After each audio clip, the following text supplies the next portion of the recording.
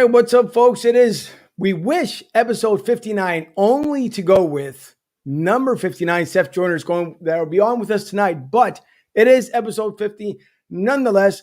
And what a great way to do 50 episodes with the legend himself, Seth Joyner. He'll be on with us here momentarily. We'd like to thank you for viewing our show tonight. We also have some big, exciting news as soon as the interview is over. So hang around. We'll be talking about the Eagles schedule, breaking down all Eagles talk. It's going to be a fun night tonight, and we thank Seth Joyner for coming on with us. This is going to be a great night, folks, so stay tuned. I'm Angel. This is Broad Street South.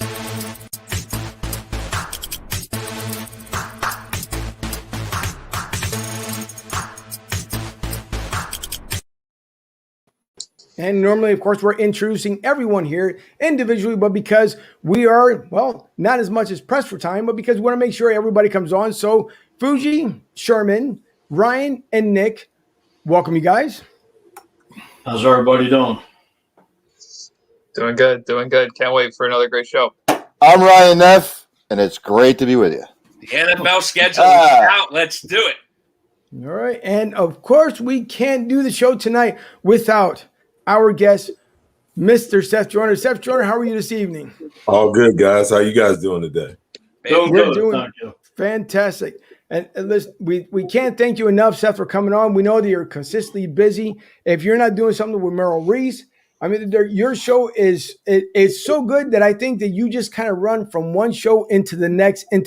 So it seems like you never take a break. It's just one thing after the other. So we thank you for the busy schedule you have, and we appreciate you coming on with us tonight.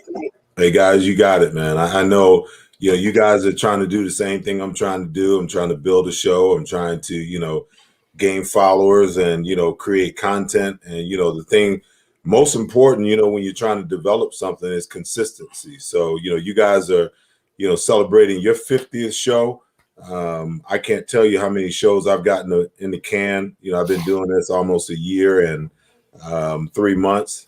Sometimes it's a little difficult because, trying to get good guests to come on and, dead times of the year when there's not a lot going on around Eagles, and you know how Eagles fans are. I try to switch it up every once in a while and talk about other NFL. They don't want to hear anything but Eagles talk. I mean, they're over in the private chat leaving comments. They're all pissed off because I'm talking about, some other team. I'm like, come on, man, it's just football. Let's do it. It's the exact truth. It's tough. I will agree. It's really tough to get, especially when it comes closer and closer to football season, get even someone like Brandon Lee Gowton or someone from the radio station nearby, from Bleeding Green Nation. It's tough because everyone has a job to do. Everybody has their shows to do. But listen, we feel it. But if you need any help by any means, we can reach out and we can work with each other and it'd be a great thing. But Seth, we do appreciate the shows you're putting on and we hope that you gain a lot more followers. I'm quite sure you will because, again, it's great context. You and Derek Gunn, I will say, both put on different types of show, but it's the same ingredient. It's just success. And so we hope nothing but success for you in the future. I appreciate it, guys. Thank you. So one question that I have right out of the gate, and I'm quite sure there's going to be other people here making their comments. Ducky, we see you. Thank you for coming on. So the one thing I will say is that obviously we know as your career starts, before it starts, it comes back from your childhood. It comes back from being raised by your family, by your mom and dad, and your entire crew. So take us back to what it was like for you to make the decision that you want to become an athlete, and what team in actuality. And I don't know if it was Eagles was the first destination, or which team was it for you as a child that you followed that you wish you had played for. Well, I was involved in sports, my entire life. I had an older brother that, tried to play sports, but it really wasn't his thing. He was, more the artist, more the mechanic, more the, thinking man's kid. But, I played basketball, baseball, football, ran a little track, played a little soccer growing up. I did a little bit of everything. And quite honestly, my mom never really wanted me to play football because she didn't really understand the game. All she knew is one guy had the ball and the rest of the guys were trying to pile on. And suffice to say, if I hadn't had an older brother, I probably never would have played football because it was my brother that actually encouraged my mom to allow me to play football. But then once she began to understand the game, I started to teach her the game. Then she started to, really, really love the game. And I mean, there were times, when after I retired, I called her on a Sunday afternoon and she'd be like, hey, call me back after all the games over, because she'd be watching and enjoying the games. I got her, to fall in love with the game. But yeah, football, is something I was involved in from the time I was 10 years old. First 2 years I actually quit. And my mom, put the hammer down in year 3. If you're going to play, you're going to finish it. And I think that was an important juncture, for me, not only for football, but in life, to finish what you start. And as time went on, I started to really evolve because, during youth football, I was one of the bigger kids. So normally they put you on the offensive and defensive line. When I got to junior high school, I still played offensive and defensive line. And then my freshman year, I shot up and leaned out. And they moved me to linebacker, played some tight end, played some fullback, played some tailback. And, the rest is kind of history. I walked on at the University of Texas at El Paso as a 195-pound linebacker. By the 6th game of my freshman year, I was starting. And then my sophomore year, I played outside linebacker. And then my, junior year, I played inside and outside. If we played running teams, I played inside. If we played passing teams, they moved me outside to rush. And then I played strictly inside my senior year. So teams were kind of confused as to, where I fit in the draft. But luckily, all you need is one to draft you, one to like you, and one to give you an opportunity. And, the Philadelphia Eagles were that team. Although growing up as a kid, man, I was an Earl Campbell fan, man. I mean, I love the guy. I grew up, born and raised in New York.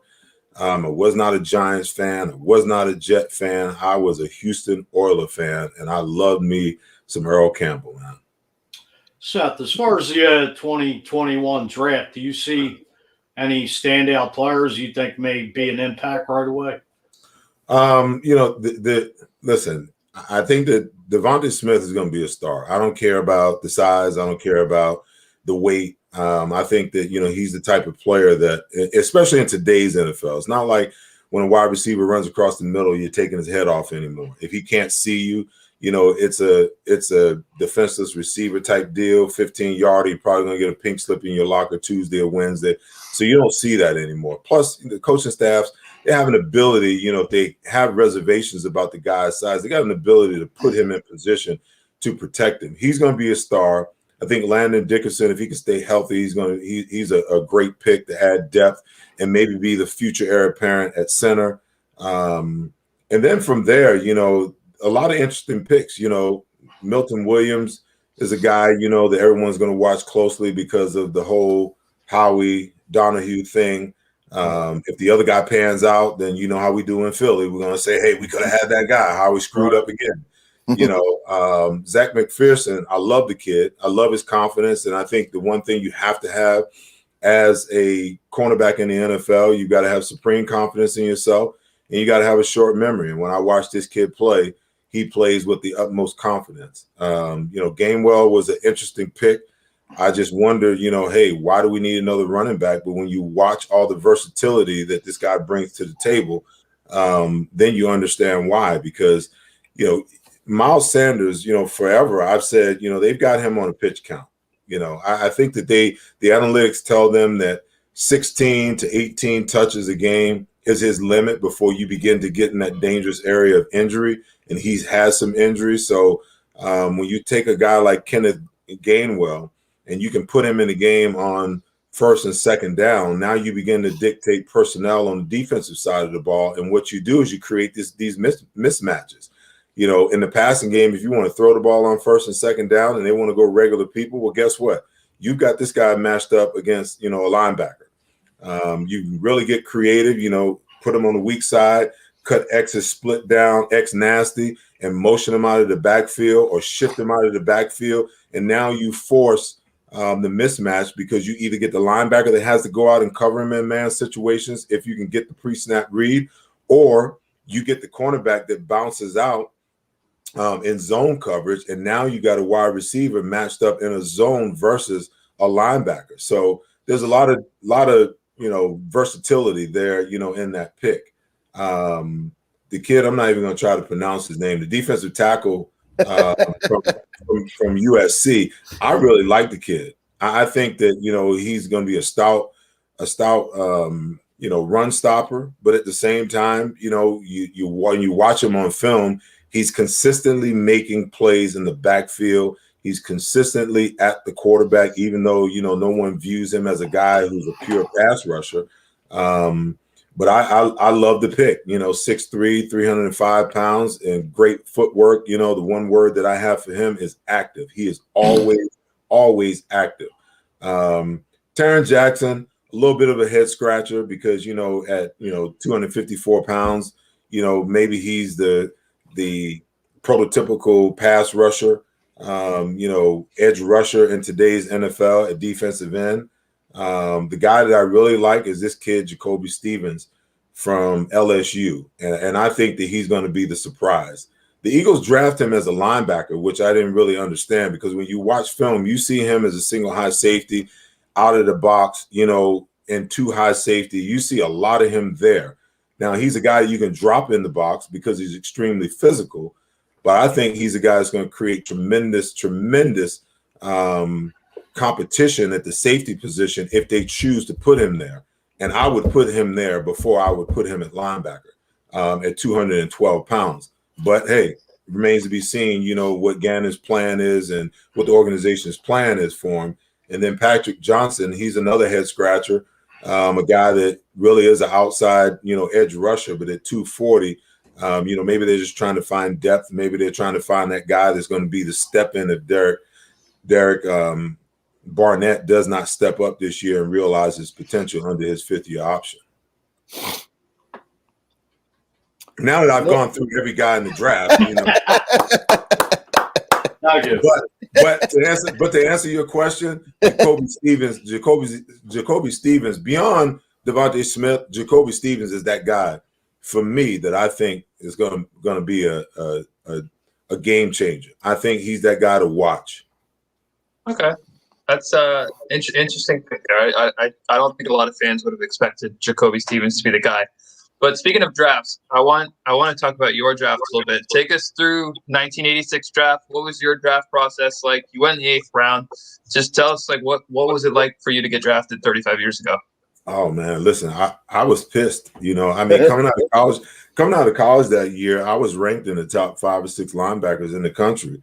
Didn't get along with my, college head coach. There was, just differences. I'll say that. And he really didn't have a lot of positive things to say to me. I can remember, after a workout, a Miami Dolphins scout asked me, he's like, man, what in the world did you do to your head coach, man? Because he has nothing to say about you. He's just not like you at all. But, lucky for me, there was an Eagle scout, a guy named Bill Baker that would come through El Paso twice a month. And I'm telling you, man, he was instrumental in helping me because he was like, work on this and work on that and make sure you prepare for this and say this and say. I mean, he was a godsend for me. But I didn't get invited to the combine. Didn't get invited to any of the Senior Bowl games, and I went to my head coach. Well, my head coach got fired, so in my senior year, so there was not a whole lot that he could do, to help. Not that he would. But I also went to the AD to try to, write a letter to try to get me in some of these Senior Bowl games, and that didn't work out. But still, when you looked at all the draft boards and you look at all the rankings and whatnot, I was in the top 5 or 6 linebackers coming out that year. So the 8th round was not what I was expecting. I watched, the first through maybe the end of the 3rd round. I thought maybe I'd go anywhere from the 3rd to the 4th round. And after I didn't go in the 4th round, I said, to hell with it. I just went to the gym and was playing basketball. I actually found out that the Eagles drafted me. Somebody came in the gym and said, hey, man, the Eagles just drafted you in the 8th round. I was like, great. And I went back to my basketball game.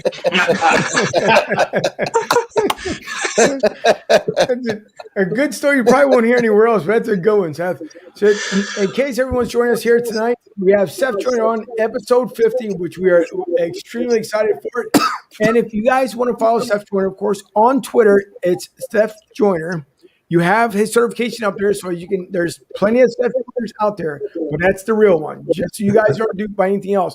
Also, if you follow him on his Instagram page, therefore you can always see what Seth is doing with his shows, everything that is going on with Seth Joyner. You will find both on his IG and his Twitter handle. And again, Seth, thank you so much for joining us tonight. We really do appreciate it. So let me correct you there, because that Instagram is the one that says Seth Joyner. Yeah.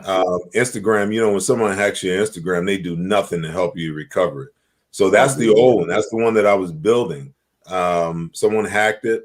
I couldn't get the authentication codes. So it's floating around out there. You can see there's not a whole lot of activity on it, since last year sometime. But the new one is connected to my show. So if you want to follow there, it's at Seth Joyner Show. It's just at Seth Joyner Show on Instagram. Okay. Brian? Seth, my man, Seth, I got to get real with you for a minute, brother. Just for a minute. And I want you to get deep into it because, look, when you were a senior in high school, I was in 8th grade. So we're kind of like close to – these guys are a little bit younger than me, especially Nick. My man, I'm a defensive guy like you. What in the hell has happened to the NFL and the defense? I can't stand it, Seth. I cannot stand it. Like you saw what happened at you saw what happened at the second half of the Super Bowl. Like I've told these guys before, like growing up playing football, and I played basketball like you. And look, man, if it's egregious where you have to call it, Seth, then throw the flag. But let them play football, bro. Let them play football. I can't stand it. I'm not down with the 38-35 games and the 54-51 games. You play defense, man. You were a stud, a stellar defensive performer. What is it going to take to have them revert back to, hey, man, just let them play. If it's so egregious that they have to throw it, then throw it. Seth, I can't stand it, man. I can't stand it. Well, I'll tell you this, the football that, I grew up on and the football that you just, so eloquently, postulated, you'll never see that football again. I can tell you what happened was, the $760 million lawsuit is what happened to the NFL and the reverberations that go down all the way to the youth level. Because when something happens at the pro level, it affects the collegiate, the high school, right on down, to the young kids. I'm with you because I feel like, when you make the decision to play football at any level, you understand the occupational hazards of playing the game. You're going to get hurt. You know that there are certain things that can happen. Now, I will say this. As far as the NFL lawsuit is concerned, the thing that peeved me off the most about it is that, they knew they had the studies that that verified, what was going on with the brains of, players who played with multiple concussions. It's one thing, to not know. It's another thing to have the information and not give the information. To be honest with you, if I would have known the information, would that have stopped me from playing? Absolutely not. But what it would have done, it would have made me stop and consider and look at, okay, if I've got a concussion, okay, maybe I need to sit out more than, 2 plays and the trainer asking me how many fingers you see, So the lack of admitting culpability on the NFL's part is the thing that bothered me the most. I'm like, the money can't fix, the damage that's done for guys who didn't have the opportunity to make the decision or have the choice of whether to play or not. So for me, that was the big thing. But when you lose that lawsuit, then that affects everything. And then you start to see the changes, in the rules and regulation and how it begins to change the game. And it's changed the game to a place where, you're not going to see the aggressiveness. You're not going to see, the gladiator style football any longer. Because to me, that's what football is. It's a gladiator's game. The only difference is when you lose, you don't get the thumbs up or the thumbs down. You get to line up next week and you get to do it again, for 16, 17 weeks. But a lot of that is just gone, and as painful as it is to watch, this is the new NFL. Everything revolves around the $30-40 million quarterback. And how do you keep that guy safe? And how do you try to keep guys safe, so that they have, some type of life after, football is over. So that's where it is. And the emphasis is on scoring points and offensive explosiveness. And, the intimidation factor of defensive football is absolutely gone. So what you watched in the Super Bowl is an anomaly. For those people out there to say that you can't win with defense, I bid you to look at the Super Bowl. Tom Brady only threw for 200 yards in the Super Bowl. Okay. He only threw the ball 35 times. They ran the ball 36 times. So don't tell me that brand of football doesn't work. You just got to have the players to pull it off. And the majority of the teams in the NFL don't have it. And because they don't have that mix of great players, guess what they do? They play passive. And that plays right into the hands of offenses that want you to play soft and passive. And to your point, that physical nature brings that about. Because if I got a wide receiver coming across the middle and I try to unbuckle his chin strap, he's going to think twice about coming across there the next time. But the way the league is set up, you can't do that anymore. So, this is the hand that football has been dealt. This is the way the game is going. This is what the fans love. This is what owners and GMs and, a lot of these, guru head coaches believe, that you can dominate with offense. But every once in a while, like in the past Super Bowl, you see a defense step up and shut down a great offensive team. And I think that, you're not going to see anything different. Nothing different than, what you've seen. We're not going to see that old football that you and I crave and desire to see ever again. But what I'll say, and I'll piggyback off this, Fuji. What I'll say is about the Super Bowl, and Seth, you played in so many games. Look, the Patriots were only up 14-10 or 14-9 or whatever it is. And had the officials not gotten involved the way they did toward the end, look, at the half, if you're only down 14-9 as opposed to 21-9, you come out to start the second half, you're going to play a lot differently than you are. You're down 11 as opposed to being down, 6 or 5. You just play a lot differently. Now, who's to say Kansas City wouldn't have gone down and scored a touchdown, gotten a 2-point conversion, been up 16-14? That puts all the pressure back on them. Look, Seth, I'm not saying the outcome wouldn't have been different, but it's like you just said, the aggressiveness. It's guys just when they feel like they can't do something and they've got to feel like they have to play a certain way based on what the refs are doing, you can't play the way you want to, Seth.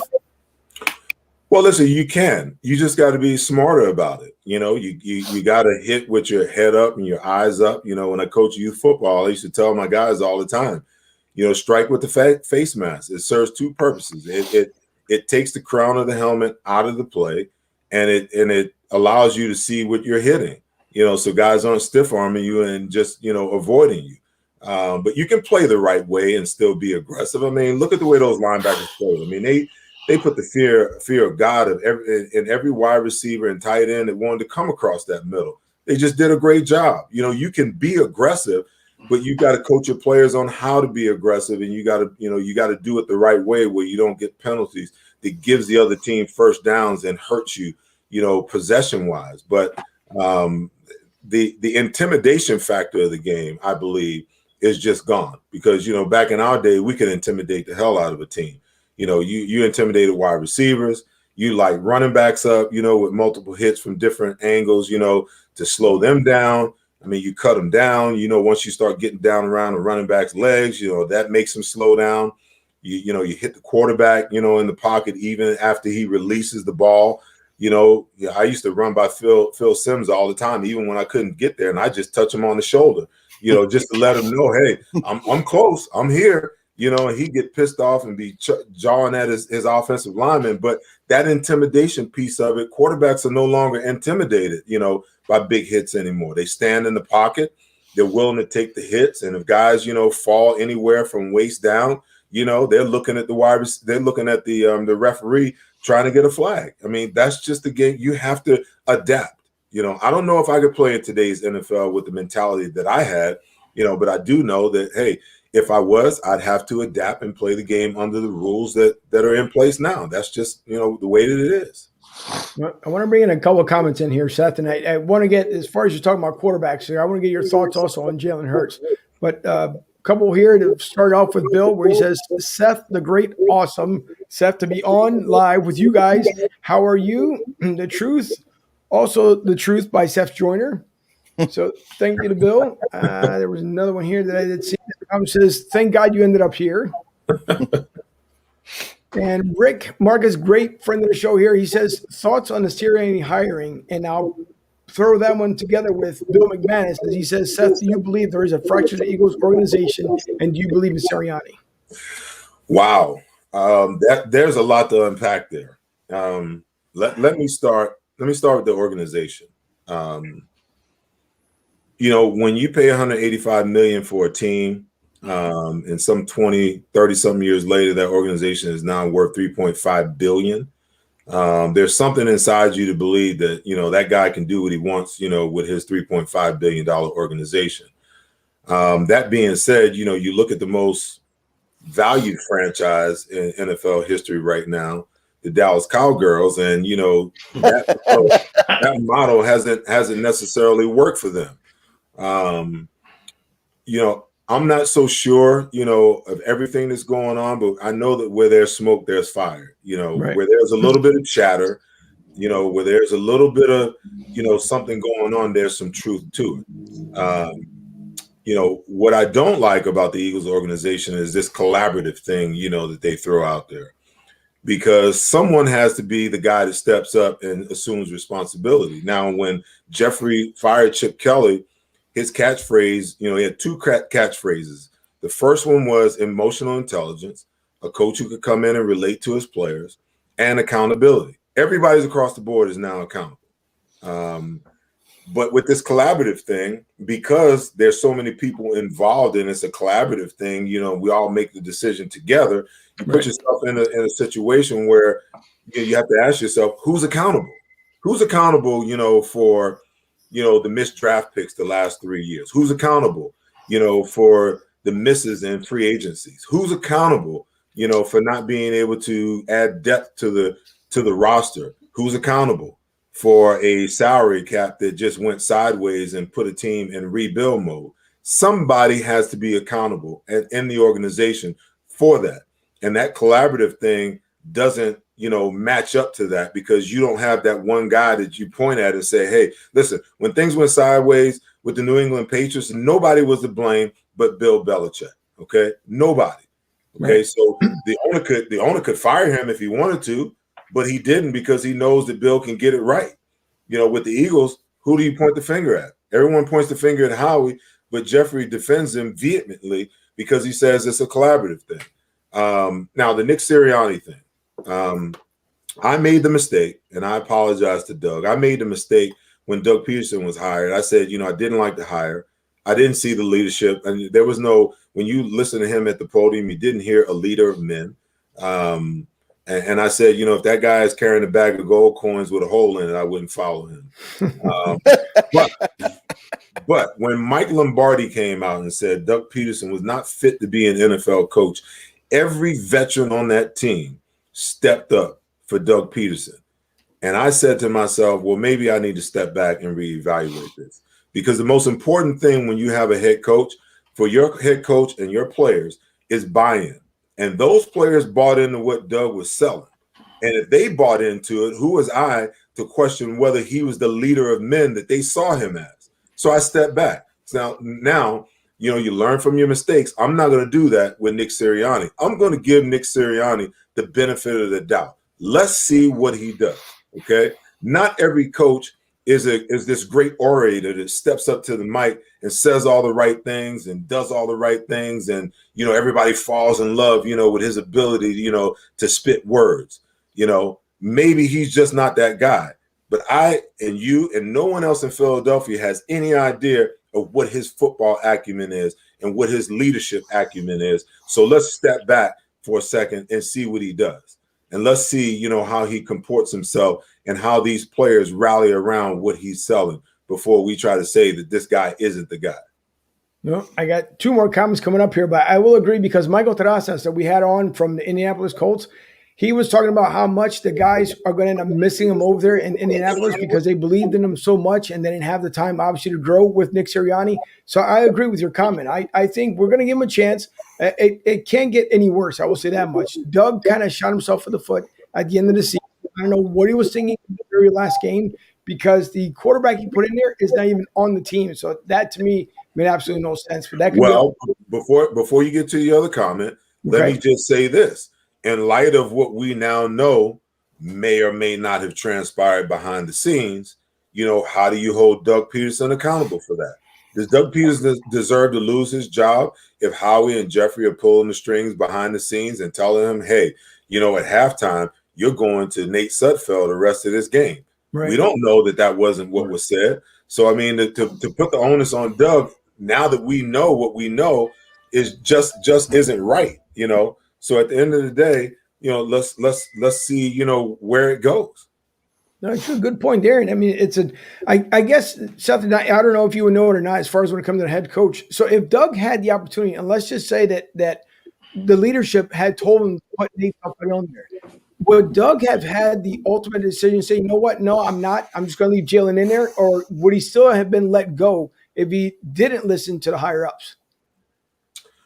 I don't think that scenario really had a whole lot to do with it. I believe that it came down to this. There was a report as soon as the season was over that said that Doug was safe. And then they had the conversation. He flew and, he had the first interview, the first conversation with Jeffrey. And then they scheduled another one. He had to fly down to Florida.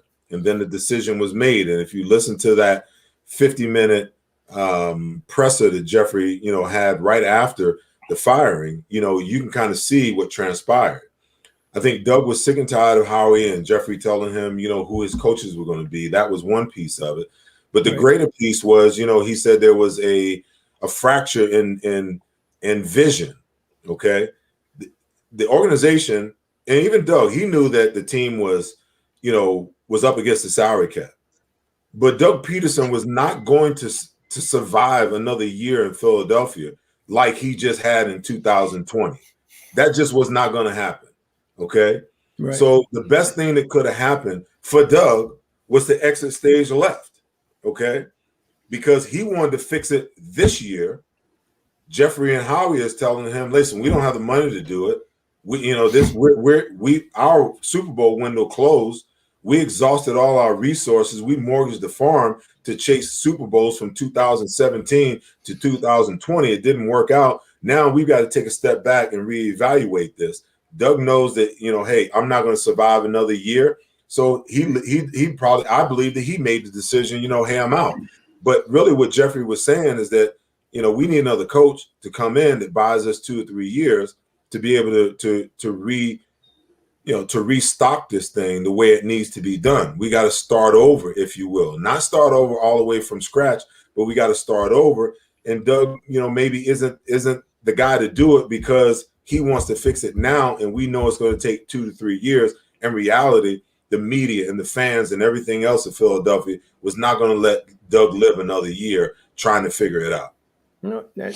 You're right there. Great point there. And by the way, just to let you know, before I come into the next comment here, so the guy directly below me, he's an absolute favorite fan of Howie Roseman. If you want to see him get fired up, just bring up his name and good Lord, just wind him up, let him go. But the next time I want to bring up here, this is Mike Klein, so a great friend of mine. He is the owner of Affiliated South, and we usually watch the game down here. If you ever get a chance to come down to Tampa area, we go down to Tampa Joe's in Tampa, and that's where all the Eagles fans from up north, they come down and end up watching the game. So he says, hello, Seth. First of all, you're my all-time favorite Eagle. I wear my 59 shirt all the time, which is the absolute truth. As the founder of the largest Eagles fan club in the Southeast USA since 1995, over 1,700 members nationwide called Affiliated South, could we chat with you about doing a meet and greet with you in Tampa, Florida during the 2021 season? Let's go, Eagles. I have his information. And thanks to Mike Klein. And you don't have to answer right now, of course, but after the show we can talk about it. Hey, listen, man, I'm available, man. Hey, all the great golf down in Tampa Bay. You kidding me? Let's make it happen. Just as long as it doesn't interfere with my job on Sunday, I'm good. Well, listen, if you need, right here at the studio, I would love to have you in studio. So there's an extra room that we make it for our guests. So and you can come down here and not worry about a thing. Awesome. Tom says, love watching you on the postgame show. Keeping it honest and keeping it real. And I will say, as he talks about that comment there, if over your left shoulder, there's times at the end of the game that the way you look in that poster is almost the way you want to look on TV when the Eagles just go not the direction that we hope for them to go. Bill says, body bag Jim at the vet against the Redskins. Body bag game, buddy. Yeah. Sorry. Yeah. Dougie also says, I think you should go coach or help coach the Philadelphia Eagles. If you could, would you do it? Oh, jeez. And then Tom says, I hope you coach somewhere in the NFL someday, maybe Eagles. And by the way, Tom just celebrated his birthday this past week. Awesome. Hey, well, happy Nick, birthday. hit him with it because you want to ask it, so hit him with All it. right, I'm going to ask. So you said you were a Houston Oilers fan. 1991, I wasn't born. Monday Night Football, 102-degree fever, 2 forced fumbles, 2 fumble recoveries, and 2 sacks. Take us through that night, and did you just go God mode, or what's the deal? What happened that night? No, you hear people talk about being in the zone, and that's one of maybe 3, maybe 4 games in my career, that I can honestly, look back now that I understand it, say that, I was in the zone.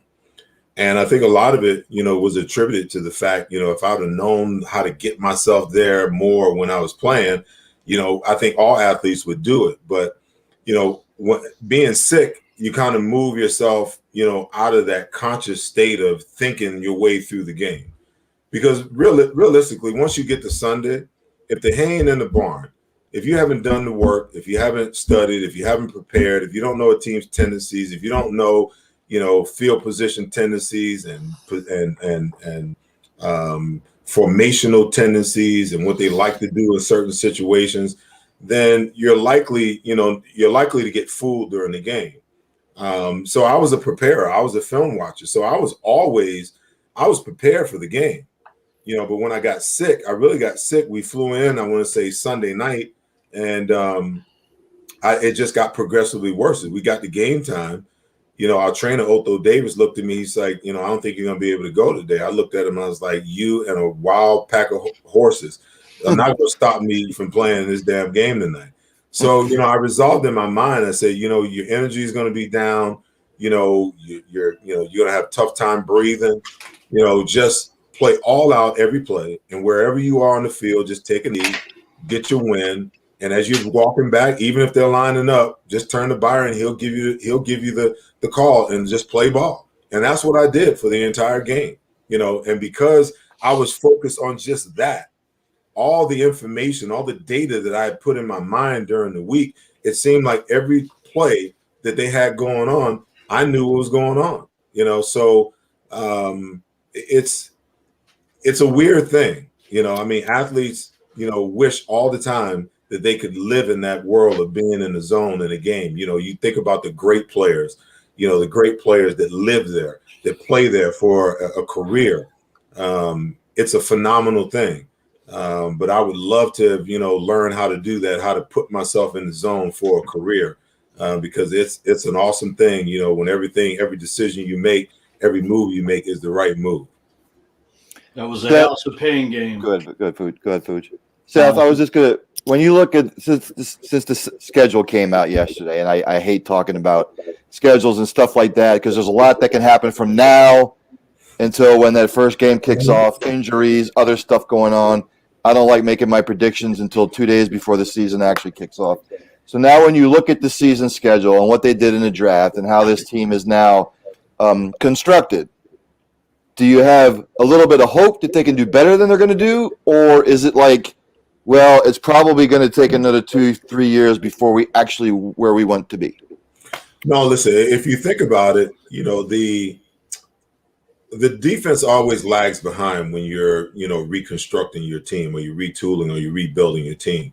So the defense is going to be behind the offense. If you really think about it, the offensive line for the last few years have been the strong suit, the strong point of the offensive unit. If we can keep those guys healthy, if Brandon Brooks can stay healthy, if Lane Johnson can stay healthy, if Jason Kelsey can, whether this is last year or not, if he can stay healthy, if you can create great competition over on the other side between Isaac Seumalo, and I don't think that, Landon Dickerson is a guy that's going to be sitting in the wings waiting for, if he's healthy, waiting for Jason Kelsey to walk away. I would slot him in right there behind Isaac Seumalo and create some competition. The greatest competition that you're going to see is over at left tackle, because I think right now everybody knows that Jordan Mailata is the best guy for the job. But because the Eagles drafted Andre Dillard in the first round, they want him to start. So that's going to be an interesting, note. So if you get the offensive line solidified, now you got a bunch of young wide receivers that are coming. You got a solid offensive backfield. You got a young quarterback that if you protect him, he makes smart decisions with the football. If you run the ball and you stay somewhat balanced. I know that's not what Jeffrey wants to do based upon some of the things that we've heard, but the running game and a great offensive line is a quarterback's best friend. So if you stay balanced for him, then you give him a chance to succeed. I think the offense they're going to have some great games and they're going to have some head scratching games. But I think on the defensive side of the ball, it's going to take a while for them to come along, and they're going to need for the offense and the special teams to carry them until they find their way. But I don't think they're going to be as bad as everyone thinks they're probably going to be, because the rest of the division, listen, Dallas should be running away with this darn division every year when you look at what they have on the offensive side of the ball if Dak Prescott is healthy. Now they're garbage on the defensive side, and they bring in Dan Quinn, who's basically a cover three guy, pretty, conservative in his approach. If that's his approach, then that's going to give offenses, in the NFL opportunities, to make plays, because there's only so much you can do out of a cover three show. He's got to change his mode and he's got to be a little more aggressive. But the Cowboys should be running away with this darn division, but they're not, right. And because they're not, that bodes well for the Eagles, the Washington football team, and the New York Giants. And it's going to make for an interesting combination of games, between those four teams in the division. And you look at the rest of the schedule, listen, they got some teams on the schedule that they're quite simply not going to beat. They're not beating the Kansas City Chiefs. They're not beating the Tampa Bay Buccaneers. It's a 50-50 coin toss, that they may even be competitive against the Raiders. The LA Chargers is going to be a tough game. They're not beating the New Orleans Saints, and then once you get past that juncture, you end the end of the season with, all of these divisional games. And you know how those games are. I don't care how good or how bad a team is. When you're playing against your division foes, you find a way to get up. And those games can go either way, no matter where you're situated or what the circumstances look like. So I don't think the Eagles in 2021 they're going to be as bad as everyone thinks. There's going to be some growing pains. There's going to be some head scratches, but there's going to be, some great things that we see. And they're just, for me, this is a year to build. If they do anything above that, then great. Seth, do you see Zach Ertz in an Eagles uniform come this 2021 season? Hey, listen, why not? I mean, you got the guy under contract. There's nothing that says that you have to get rid of him. You don't have another tight end that you can plug in for your 12 personnel grouping. The guy had an off year. Look at all the great years that he had. Right, exactly. Look at all the great years. I mean, can we give Zach Ertz one bad year? One year to kind of, pout a little bit because we didn't get the extension. One bad year, when Carson Wentz, played absolutely horrific. One bad year where the offensive line was just decimated. Let's give him one bad year. If he's willing to come back and play under the contract that he's signed to, which isn't peanuts, then there's no reason why, you wouldn't bring Zach Ertz back. Because if he really wants out of here, he needs a solid year with the Philadelphia Eagles in order to raise his value to go somewhere else and get what he wants. Because right now where he is, he holds no value. And the Eagles aren't just going to give him away. Can you also see addition to Carryon Johnson and Jordan Howard making this team with Miles Sanders in the backfield? You know, the funny thing is, I'm trying to figure out, you know, how many running backs are you trying to keep? I mean, you got Miles Sanders, you got Boston Scott, you got Jordan Howard, who you just re-signed. You draft Kenneth Gainwell, then you pick up Kerryon Johnson, you know, off the waiver wire, and you got 3 or 4 other guys that signed futures contracts, the Holyfield kid and 3 other guys. I mean, you got 9 running backs. You know, how are you going to give this many running backs enough of a look to even know what you have? You know, so realistically, you know, the bottom half of those guys are pretty much just training camp bodies, you know, practice bodies. But if Kerryon Johnson can get back healthy, then in my opinion, he creates – I think that Gainwell creates competition for Boston Scott. He makes Boston Scott expendable. But I also think that Kerryon Johnson and the Jordan Howard, because you need the big bruiser back, and I don't know that Kerryon is that guy, but I know that Jordan Howard can be that guy, and how much he actually has left in the tank is yet to be seen.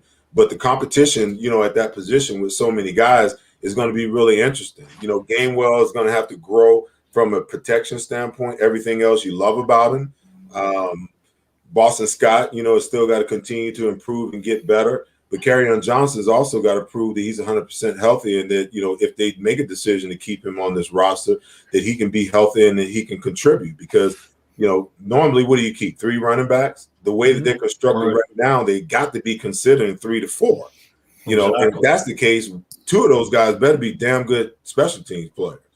No, it's true. Listen, I want to get back to what I was going to ask earlier as far as when it comes to Jalen Hurts, because if you listen to, of course, everyone around the league, as far as league members, the media members, they talk about Jalen Hurts. You get half of the media members that don't believe that Jalen Hurts will be the starting quarterback for this season coming up. And then you have the other ones that are saying to give him a chance. I think, you know, for the 4 games that we saw Jalen Hurts last year, is he going to make the rookie mistakes? And truthfully, I see it as his rookie campaign coming up this year, just because the way last season started and finished. But Jalen Hurts, to me, he should be a proven quarterback for the Eagles. I know Nick Sirianni wants to make it a QB competition. I understand it. I get it with Joe Flacco. But to me, Jalen Hurts, it should be his team. I think he also improved now with Devontae Smith. Hightower, I believe, will improve as well as Jalen Reagor. So I'd like to get your thoughts. Do you believe that Jalen Hurts should be the starting quarterback for the Philadelphia Eagles? Let me ask you a question. Who are the media people that don't believe he's going to be the starting quarterback? Who's going to beat him? You mean to tell me Joe Flacco is going to beat Jalen Hurts out for the starting job? Hell to the no. No way. I'll retire from broadcasting if Jalen Hurts, if he doesn't win the starting job over Joe Flacco. Joe Flacco's been done since he left the Ravens. You know, even that comment, I didn't come here to back up, I came here to compete. Well, okay. All right, I got some swampland, you know, in Arizona. I want to sell you to. Listen, what I love about Jalen Hurts is, you know, you got to look at it's the things in life that you endure that shapes the person that you become. Okay, so I go all the way back to his time at Alabama. He comes in Alabama, a read option quarterback, a running quarterback. You know, they try to turn him into a passer. He wins a national championship before he actually, you know, begins to improve as a passer, because that team was just that good. He begins to falter because, you know, the game is changing. You got to get away from the running game. You got to start throwing the ball, and he's not accurate. And, you know, he's a one-read guy, and it's not working. Tua comes in and takes his job. And most kids would have jumped into the transfer portal right there. Right then and there, they would have been, I'm out. That kid stayed right there, okay? He stayed right there. He went through the competition that Nick Saban said that there was going to be, and he lost the competition, and he stayed at Alabama. And when Tua got hurt, you know, and he had to step in, he won them the SEC championship that allowed them to get back to the national championship again, okay? It wasn't until his senior year that when Tua was entrenched in that position that he said, okay, if I'm going to play at the next level, I got to go somewhere to up my value. He makes the decision to go to Oklahoma. Lincoln Riley transforms his passing efficiency, and the kid lights it up. Okay, so for people who say that he can't throw the football, go back and look at his senior statistics when he was at Oklahoma. That will answer your question whether or not he can throw the ball. Now, I say all of that to say, look at what he's been through. Okay, look at his mentality when he steps in front of the mic. Look at what's being said about this kid by his teammates. Never leaves the building. Never came in looking like a rookie. Always looked like it, comported himself like a leader. Okay. Hard worker. So if you've got all of those things, it's almost impossible for you not to succeed. Okay. So all they got to do is give him the playbook. He's going to digest it, coach him up, protect him, great play calling, and the Eagles are going to be fine. Even if he has to be a game manager this year, do it. But then allow him to grow to a point where he gets to a point in his career, maybe in year 3 or maybe 4, where you take the reins off and you let him become the quarterback, the franchise quarterback that you need him to be so that you can begin to compete for championships again. Now, listen, the Wentz apologists, the Wentz lovers, they're always going to be wanting for Jalen Hurts to fall on his face and fail. They want Howie to look like, he made the most egregious mistake in the world. But, at the end of the day, Carson Wentz is in Indianapolis. Close the book. Right. Turn the page. Shut the door. Okay? I'm not talking about him anymore. Jalen Hurts is going to be the quarterback of the Philadelphia Eagles this year. Let's see what he can do. Let's root for him like he's any other quarterback, for our team, that we want that guy to be successful. I want to get 2 more comments in before I turn back over to Fuji here. Dougie says, tell me this. Do you think they should move the KC to a Sunday night game? Hey, listen, anytime you can get the Eagles on prime time, do it. Do it. I think, if it was a late season game and, Kansas City's doing what they're doing and, the Eagles, have shocked the league and, got to the end of the year with a halfway decent schedule, they probably would flex that game. But, right. I don't know. I was on Twitter today looking at, the Eagles and the Giants fan battling it out over the fact that the Giants got 3 primetime games and the Eagles only got 2. It's just like they're Saturday. But yeah, I mean, listen, anytime you can get the Birds on prime time, for me, I love it, man.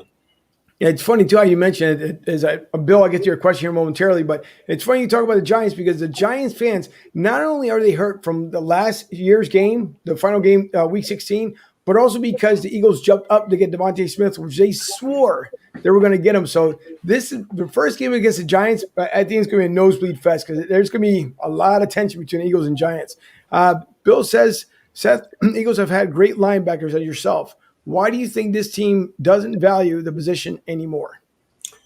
Well, I think that started, when Joe Banner was the GM of the Philadelphia Eagles, and you had, the great mind of Jim Johnson running the defense.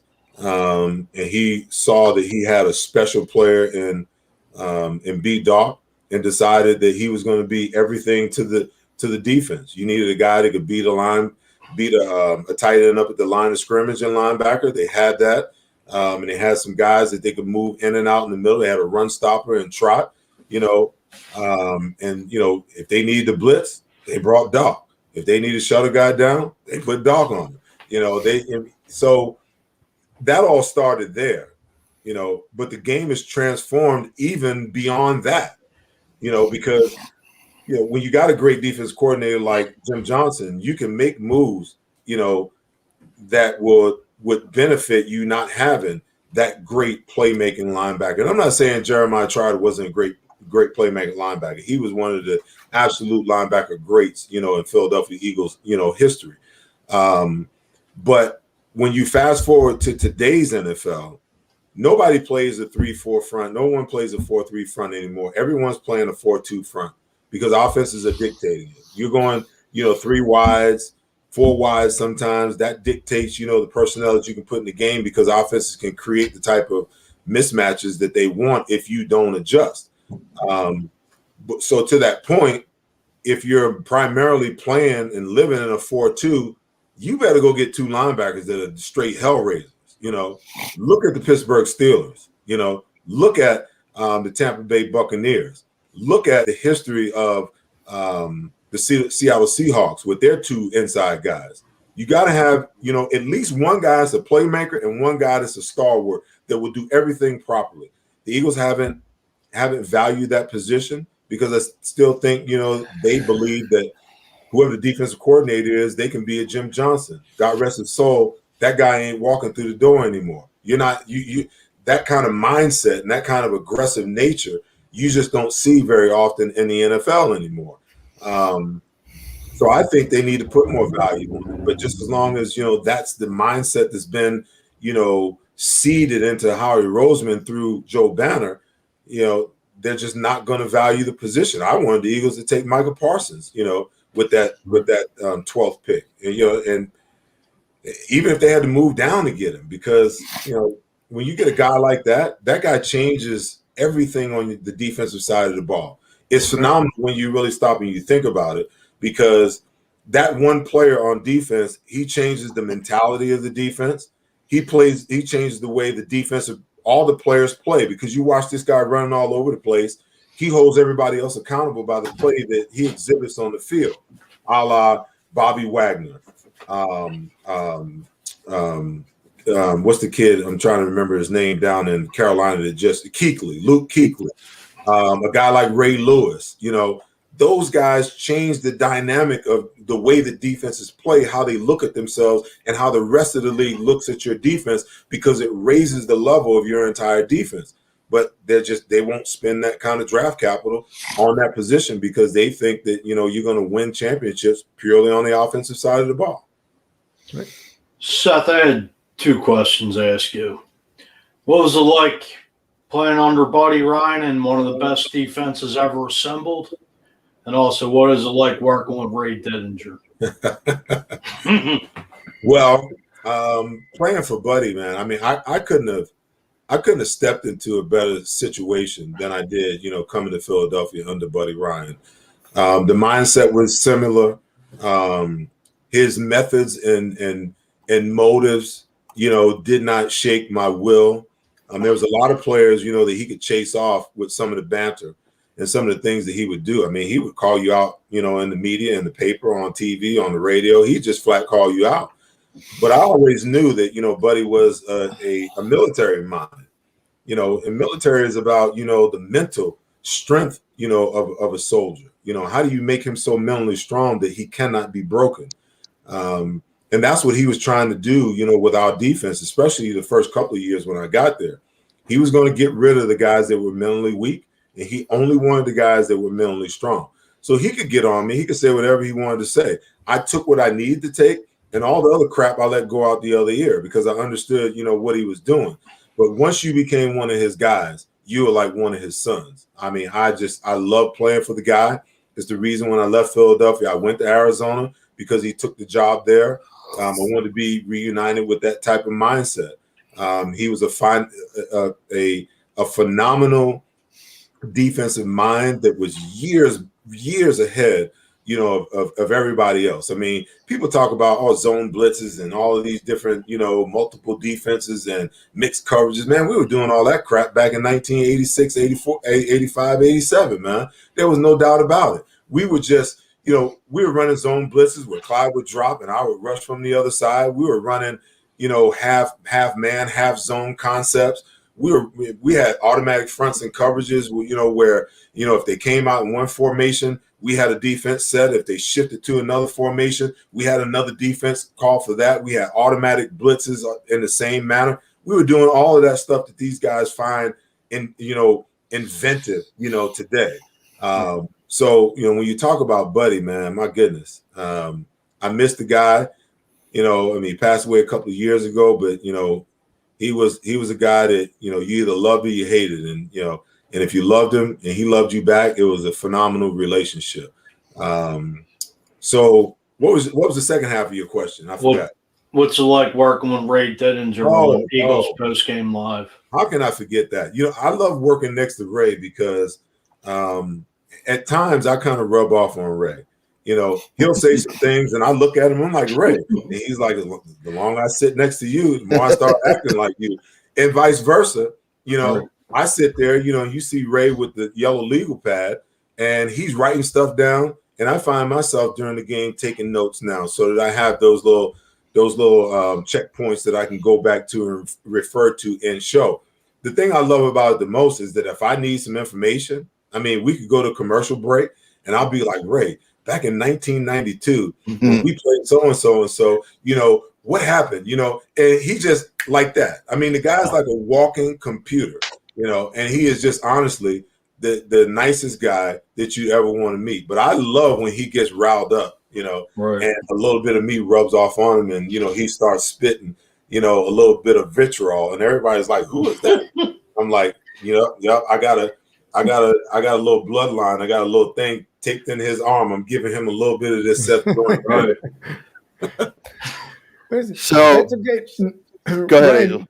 It's all right. Listen, I'm telling the way, like just how you described it, it's the same way. Just wait until the guy below me gets a little bit fired up when just Howie. It's like the Bible told. You just throw it at him, and he's like, "Oh my God, what's going on here?" So he'll get fired at me before it's over. Go ahead, Ryan. Sorry. Seth. So Yeah, Ryan. Seth, I was gonna, I'm glad you mentioned that about Jalen Hurts earlier, only from the standpoint of, I'm a college football fanatic, man. I mean, I watch college football 24/7, 12 noon on Saturday till 3 o'clock in the morning until the last game's over. So, and everybody, once that whole situation with, CW was done, everybody kept asking me about Jalen Hurts. And I'm like, look, and I'm glad you brought up what you did, because the kid went through, like you said, he was at Alabama. He went through all that adversity. He came out better for it. Then he went to Oklahoma and he shined. Then he came to Philadelphia and he went through that. People need to understand something about the kid. He's got he's got in between here to deal with the Philadelphia media, the fans, the whole 9 yards. He's got the attitude. And then the other thing I think that he brings to the table, Seth, is, last year when the Eagles were going through what they're going through, and you came from a team of them, damn well guys were going to step leadership. You step up in the locker room, you get up in front of the guys, boom! And I think Jalen Hurts sort of brings that to the table, and I thought that's what the Eagles lacked last year is who is stepping up in the locker room player-wise to just say, look, guys, here's the deal. This is what we're going to do. I'm taking ownership. I'm going to lead this team. This is where we're going to go. And I know you know what I'm talking about, because you came from a hell of a defense that had a bunch of guys like that. Well, listen, I'll say this, and I said, I wanted to turn the page, shut the door, close the book on Carson, but, you asked the question, so me, I'm just going to keep it 100. I think that the thing with Carson Wentz is what he does, what Jalen Hurts, I should say, what he does is he's accessible to everyone. When you're the quarterback of a team, you have to be accessible to everyone. In order for you to be the leader of the organization, the leader of the team, you have to be connected to not only the guys on the offense, but the guys on the defensive side of the ball. From what I understand, there was, factions in the locker room that Carson didn't jive all that well with. You can't be the leader of the team and be that guy. You got to figure out a way, to what's the word I'm looking for? Endear yourself to, the other 52 guys on the roster. That's just what's necessary. So when you think about Jalen Hurts, you hear the guy came in, he never acted like a rookie. He acted like a leader from day one. Guys are only going to follow somebody that they trust. They're only going to follow somebody that they believe in. When I look at Jalen Hurts, I look at a guy who is supremely built to deal with the city of Philadelphia. Okay, there's not a lot of players. I've seen a lot of players come to Philadelphia, and the media and the fans eat them up. Now that doesn't mean they don't have the ability to play. They don't have the ability to deal with the chatter that goes on, on WIP and the Philadelphia Inquirer and on the TV stations. They don't have the ability to do all of that. When I look at a guy like Jalen Hurts, he just keeps his head down and keeps going. He doesn't worry about it. He don't get too high. He didn't get too high when he had the good game against the Saints. When he won the game, nobody expected for him to win. He stepped up to the podium, and all he was talking about was the next week. When he had a bad game, he didn't come in with his head down and, woe is me. He assumed responsibility for it, even in some instances where it wasn't his fault. He assumed the responsibility. As a leader, that's what you do. That's how you raise everybody else up, is that you assume responsibility even when you know it's that receiver's fault for dropping that ball, even when you know it's that running back's fault for fumbling the ball, even when you know it's your offensive lineman's fault for missing that block. You assume the responsibility, and then guess what happened? Those guys begin to fight for you, and you can tell the difference. You can tell the difference. When Carson Wentz got hurt, did you see offensive linemen did you see offensive linemen running to help him get up? Did you see them, protect him? Like when Jadeveon Clowney hit him last year in that game, somebody should have took a 15-yard penalty on that play. I don't care whether it's on the offensive side or the defensive side. It was clearly a dirty hit, okay? And somebody should have sent the message, you don't handle our quarterback that way. Not a single offensive lineman said or did anything. But at times when you saw Jalen Hurts get sacked, when you seen him scramble, you saw guys run to pick him up off the ground. Yeah. That says a lot. I watch the little things when it comes to stuff like that. That speaks volumes. And that guy is built mentally, physically, and psychologically for the city of brotherly love. Exactly. Great facts. Seth, I want to touch a little bit on kind of your playing career and kind of what you see now. So my first question is, who did you look up to when modeling your game? And what guy do you watch now that you go, wow, that guy plays a lot like I did? It's interesting because I don't think I really ever modeled my game out after anyone. I needed to learn how to pass rush in the 46 defense. So I did study. I studied LT. I studied Reggie White. I studied, Derek Thomas, Pat Swilling, all the great pass rushers during my era. I studied them to learn how to pass rush. I even studied Clyde and asked him for tips.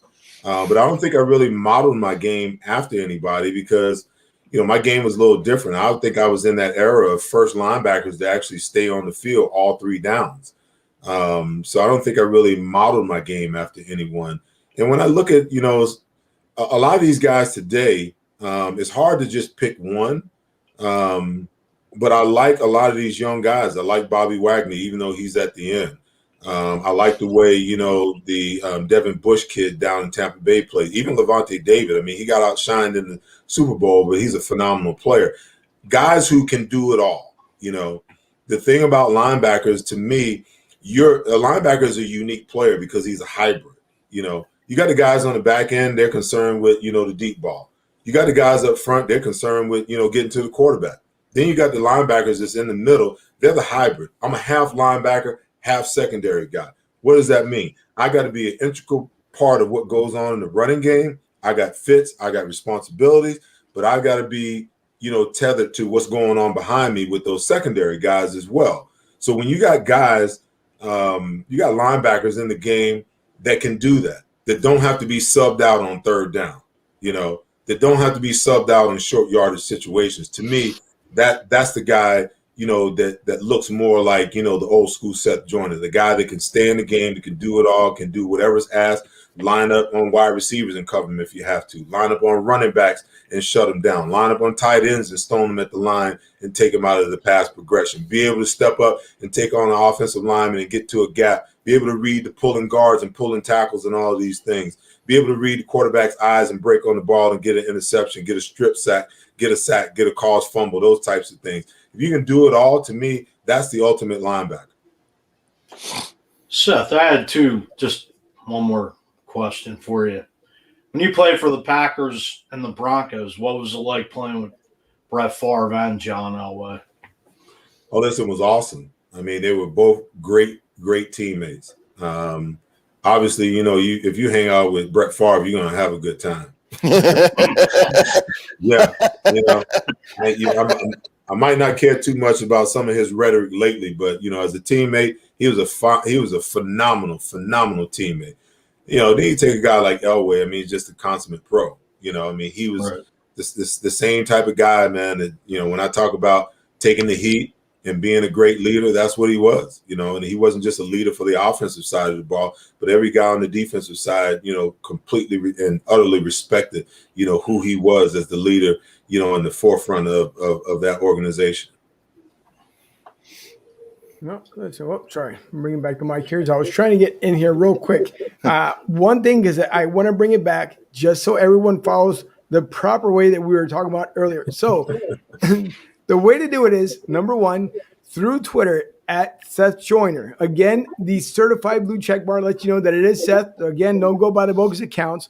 Along with on Instagram, the Seth Joyner Show. If I got it correct this time. And also, as I was trying to put together real quick on the banner, also the Seth Joyner Show on YouTube. Make sure you do just like we do, subscribe. Make sure you hit that bell for everything and anything for Seth Joyner. So make sure you guys follow the show because Seth, again, you put it together such a fantastic show, and we really do appreciate what you do. And thank you so much again for taking the time for being with us tonight. I do. You got it, man. Thank you. It's been a pleasure being on with you guys. Hey, and you guys that are watching, absolutely go over and subscribe to that YouTube channel. I'd appreciate that. But yeah, man, thanks for having me. It's been a blast, man. Thank you, Seth. We Appreciate it very much. Again, everyone, we thank Seth Joyner for coming on with us tonight. And also thanks to the missus, as she was communicating back and forth with us as well. So thank her.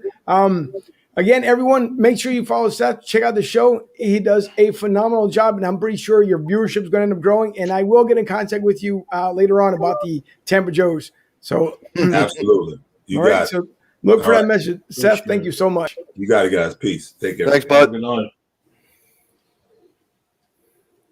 All right. So let me bring everybody back here equally.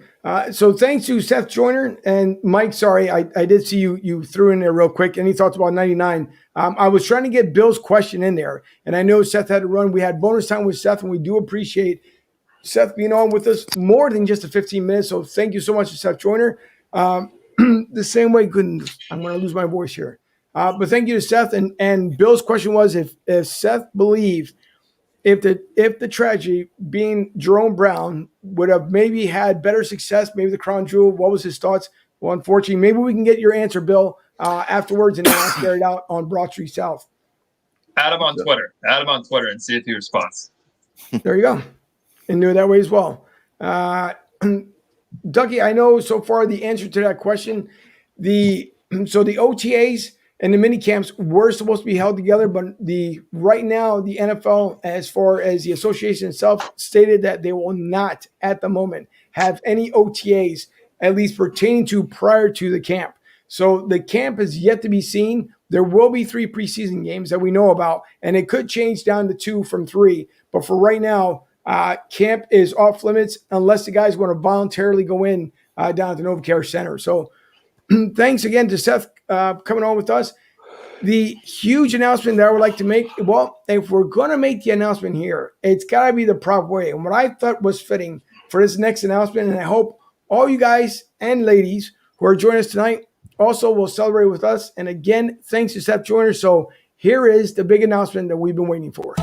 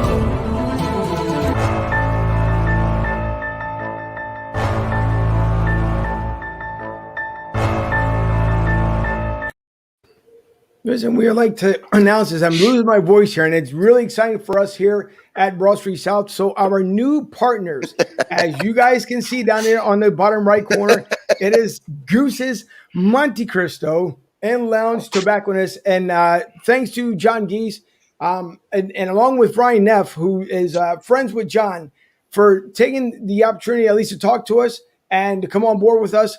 I can't tell you how excited we are for this next move because, as you saw there in the banner, that there will be, as I see the comments coming in,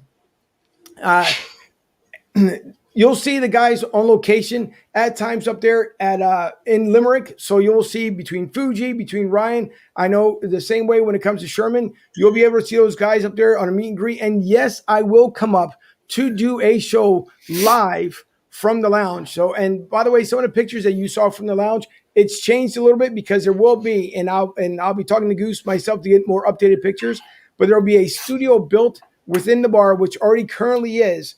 And it's going to be inside the bar. So not only will you be able to watch us live, you'll be able to see this from the TV monitors, the guys on location.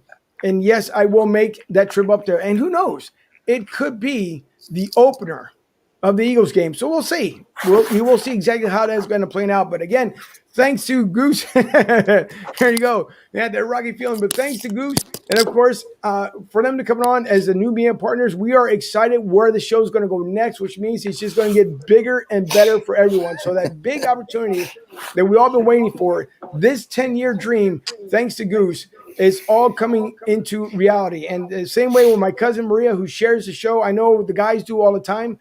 My other cousin Papo, and if those guys didn't do what they did to share this show, to make things happen, you guys, the viewers, for helping us out and also sharing, liking, and following the page, this would not have happened. So thank you once again to Goose. It goes far, far down the road for us. And this studio will actually get probably a good upgrade in order to host someone like Seth Joyner when he comes into town for the meet and greet. So we'll get together with Seth Joyner about the meet and greet. But again, thanks to Goose's Monte Cristo Lounge and Tobacconist. And it is in Limerick. And I want to bring up the website because I know I had it up here, but I'm probably going to have to bring it up again because it's the way things work.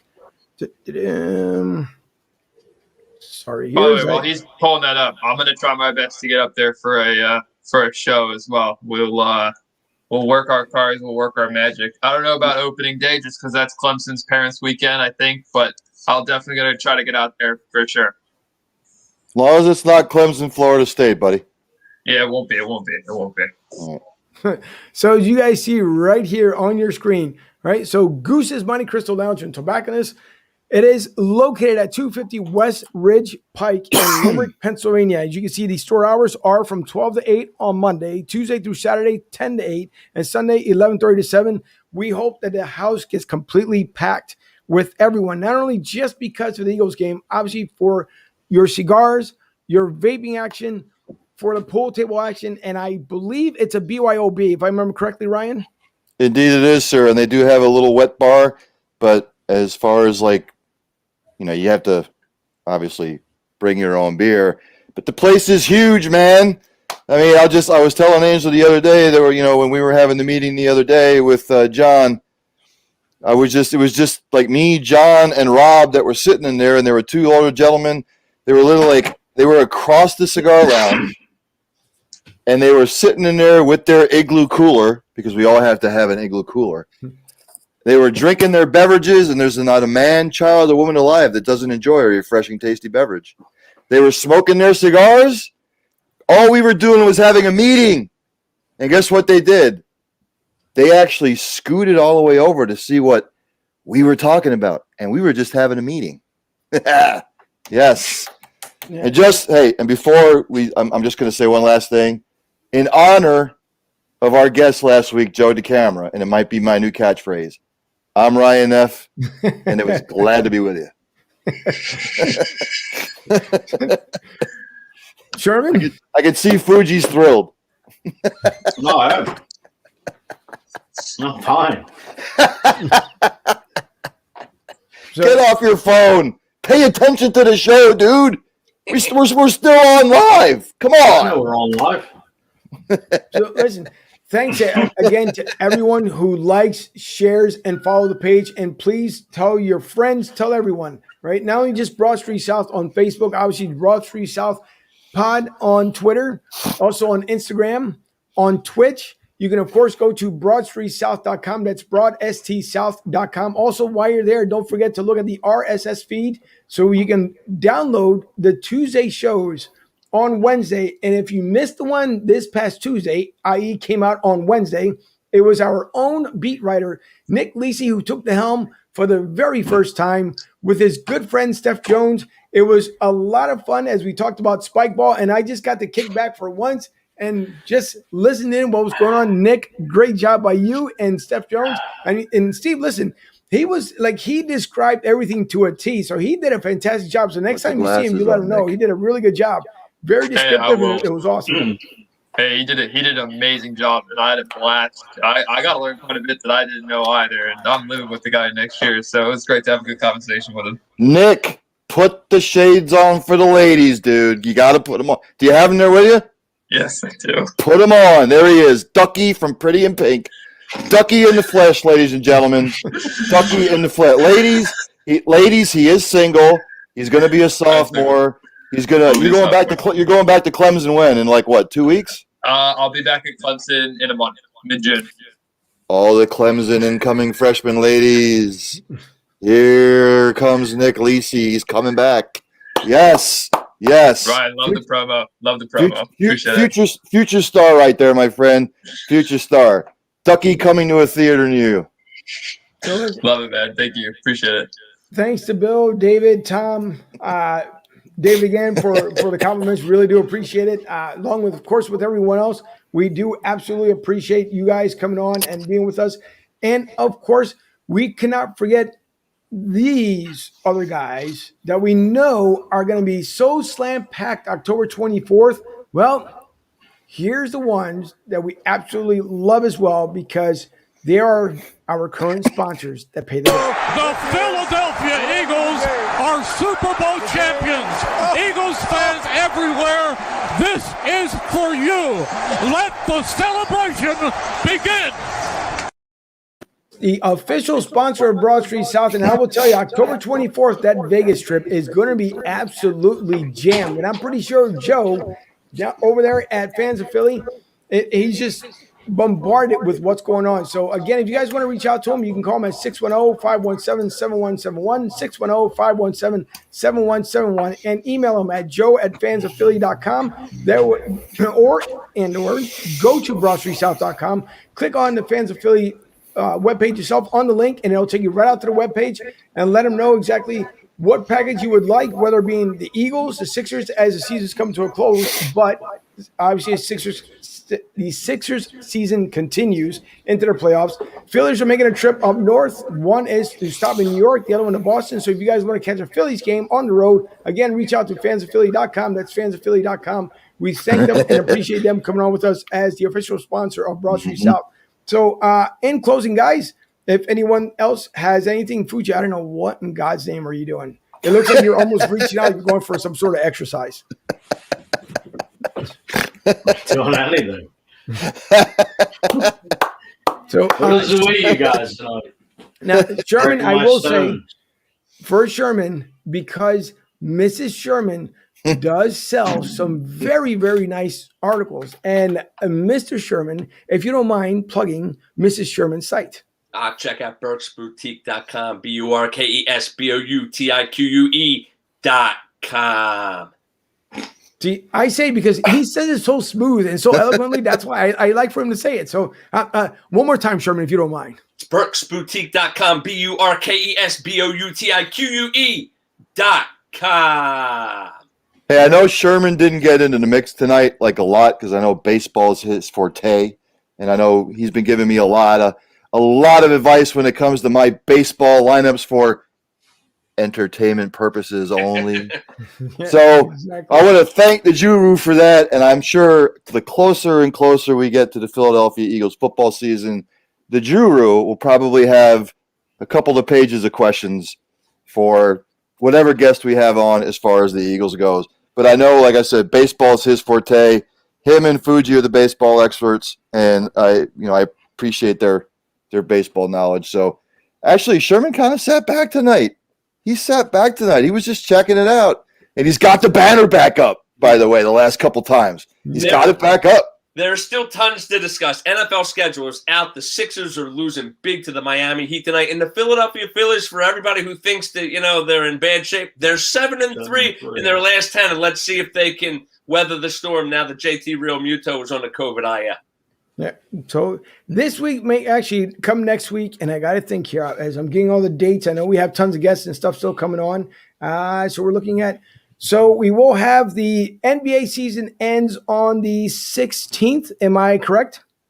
Okay. So that is correct. The following Tuesday before before the season playoff season begins, we will have on Diaz from Green Legion Radio, and he will break down what he believes the Sixers will do and the NBA in the draft, in the playoffs.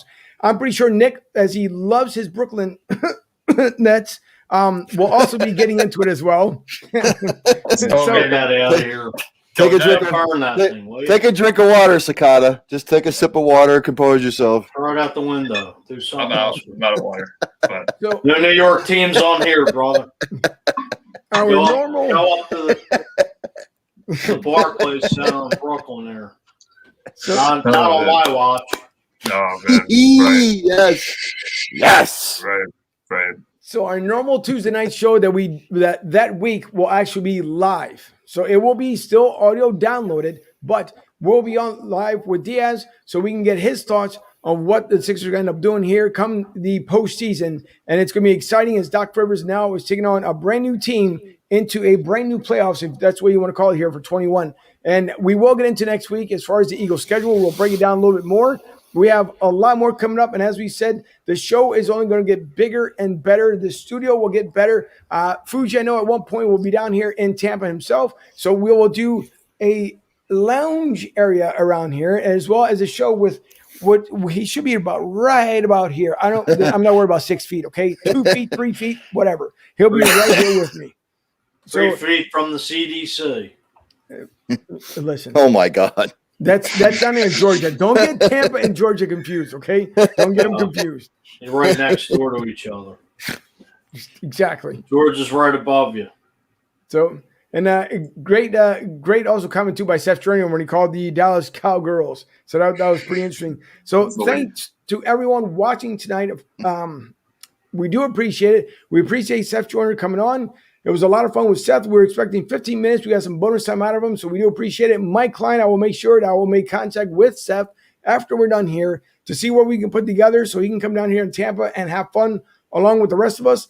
Dougie, I do see your comments coming in. It's only two preseason games, so thank you for that update. For Michael Sherman, our sports contributor, and oh, by the way, speaking of, I know normally we have our show intro where we introduce all the guys, but because we were on a crunch time with Seth Joyner, the next show will make sure that everyone's normal presence will end up coming in. Won't even play them now. No, I'm just kidding. You want yours here. Just for Fuji, here is Fuji's introduction.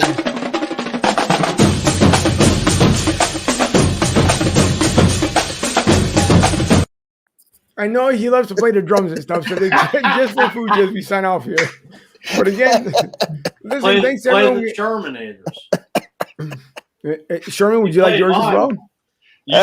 You do not have to play mine. Our fans, play it. We gotta get these other two. They have watched for 90 minutes tonight. Just friggin' play it. We're going to lose all our viewers. Play it. Let's play it. All right, here we go. Come on, Just play it. Just for sure.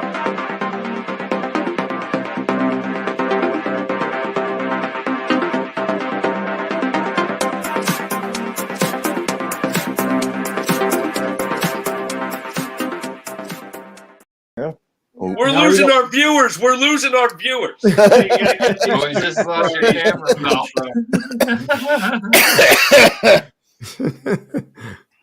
So Bill says he didn't need to end the show with Fuji. We didn't need to. I didn't ask. Bill, friend me on Facebook because I saw that you put a comment up about Eflin, and I want to talk to you about that privately off the air so we can have a discussion about that. I saw that comment. Eflin or FM? No, I'm kidding. As long as Fuji does not, and I will be at the Kansas City, Philadelphia. I will be at the Kansas City Philadelphia game, by the way, come hell or high water, God willing, and I'm still around. If you paint your hair green, I ain't gonna stick my foot up your butt. Don't ever paint your hair green when I'm there, boss. You want to do it and I'm not there? Well, that's fine. Don't wear any Kansas City garb. That's you're fine. Going out. You're going to be down. You're going to be down in the basement there in the judge's chambers with me. Don't start. You with me, baby, one-on-one. Don't make me come down there. Don't make me come down there. Bring me a case of beer wine. Don't do it. I've already, Corona. just like with lime. Thank you. Just like when I go, that's what.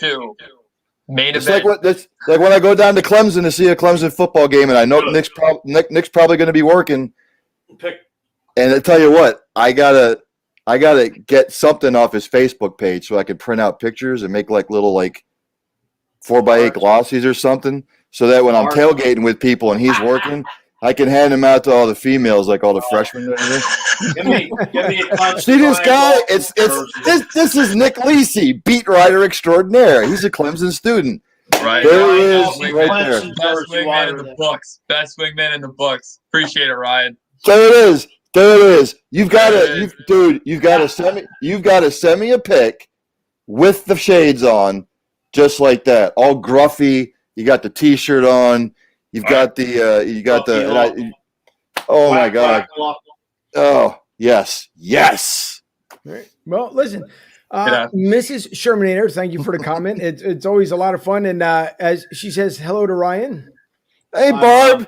Hey, what's the word we always use? Sherm. What was the word in the play that she messed up? What did she say? It was Columbo. That's what it was.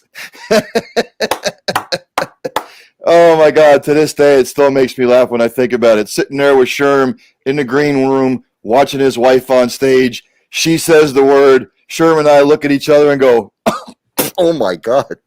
Oh my God!" All right, but she kept going. That was a fantastic. That's the sign of a great actor, Barb. The sign of a great actor is you keep going, and that was fantastic. Consummate professional. Exactly.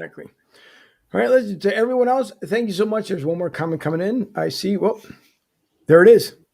Kerplumble. There it is. Sherm was right. Kerplumble. Love you too. We love you as well. Thank you, Barbara, for tuning in. I know you had your show tonight, I believe, as well. So again, and we lost, of course, the Mr. Shermanator. So I'm pretty sure he'll come back before you end the show here. But again, thanks to everyone who watched tonight. Again, please follow, like, and subscribe the pages, whether it's YouTube, Facebook. Obviously, you can watch the show on BroadStreetSouth.com. That's BroadSTSouth.com. Again, please download our audio files that we provide for the show for you guys to what's going on here. So everyone, please take a look at our website, listen to our audio download files. We do appreciate, again, listen to Nick, and also Nick is going to have another article here posted very shortly as I'm proofreading everything, but it will be available this week coming up on BroadStreetSouth.com. So again, thanks to Sherman, Ryan, Nick, and Fuji. We will see everyone next Thursday. And as far as being next Thursday, we've yet to see. I know we had somebody, but I don't know. It'll come to me. But anyways, thank you to everyone. Again, thank you to Goose. We do appreciate the new partnership. We're so excited, and we can't see where we go to next. So again, we will see everyone next Thursday live here at Broad Street South at 7:30. Have a great night and a great weekend, everyone.